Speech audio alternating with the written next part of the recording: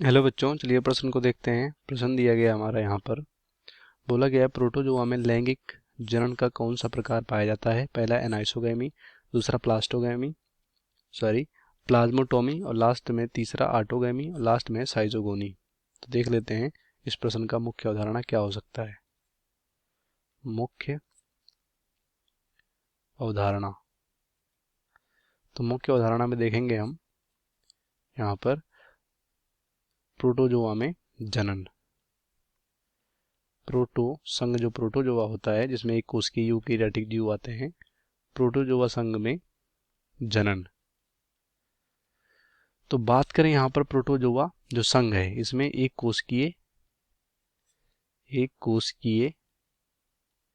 Eukaryotic जीव आएंगे, जैसे कि अमीबा वगैरह की बात करें, जैसे कि अमीबा। तो यहाँ पर इनमें जनन जो होता है वो दोनों तरीके से होता है, मतलब अलैंगिक भी होगा और यहाँ पर लैंगिक भी होगा। अलैंगिक में जैसे कि बाइनरी फिजन, द्विखंडन द्वारा, और यहाँ पर लैंगिक जनन भी होगा, यानी दो गैमीट का फ्यूजन भी होगा, यहाँ पर संलयन भी होगा। तो अगर बात करें यहाँ पर एक एक ऑप्शन में, सबसे पहला यहाँ पर है विकल्प नंबर हमारा एक जो है वो है एनाइसोगैमी। तो एनाइसोगैमी का मतलब होता है कि जब दोनों जो गैमीट हैं, यानी क्योंकि बोला गया लैंगिक जनन, तो लैंगिक जनन में यहाँ पर पहला जो विकल्प है वो है एनाइसोगैमी। तो ये भी यहाँ पर लैंगिक जनन का प्रकार है, और इसमें क्या होता है, दो गैमीट दो गैमीट यानी जो यहाँ पर युग्मक सेल होते हैं, कोशिका होती है, दो गैमीट इस तरह से संलयित होते हैं कि यहाँ पर एक गैमीट का जो साइज होता है छोटा होता है, एक का बड़ा होता है। इस तरह के संयुग्मन को या युग्मन को हम क्या बोलते हैं, यहाँ पर एनाइसोगैमी बोलते हैं। क्योंकि जो मेल होता है वहाँ यहाँ पर मेल गैमीट वो यहाँ पर छोटा होता है, तो नर यहाँ पर छोटा होता है, नर गैमीट छोटा होता है, और यहाँ पर क्या होता है, ये चलनशील होता है यानी गतिमान होता है ये। और जो फीमेल होती है वो बड़ी होती है और नॉन मोटाइल होती है, यानी गति नहीं कर सकती इस तरह से। तो इस तरह के संयुग्मन को बोलते हैं एनाइसोगैमी। और ये जो हमारा एनाइसोगैमी है ये देखने को मिलता है किसमें, जैसे कि प्लाज्मोडियम। और प्लाज्मोडियम यहाँ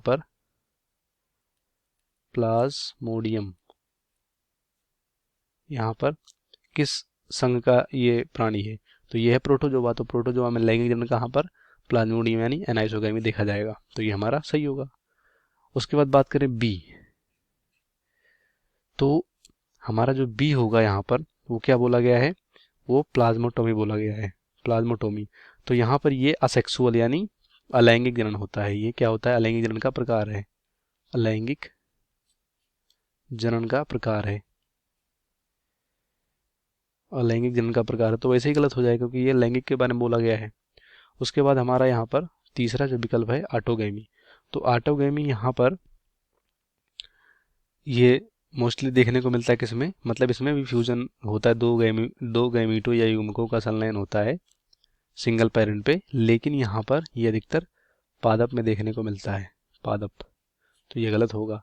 और सबसे लास्ट में यहाँ पर है साइजोगोनी। तो साइजोगोनी यहाँ पर ये भी अलैंगिक जनन का प्रकार है, यानी ये भी अलैंगिक जनन है, अलैंगिक जनन जो कि यहाँ पर प्रोटोजोआ में देखने को मिलता है। तो प्रोटोजोआ में लैंगिक जनन की बात कर रहे हैं, तो ये भी गलत होगा। इस प्रश्न का सही विकल्प ए होगा, बाकी सभी गलत हो जाएंगे।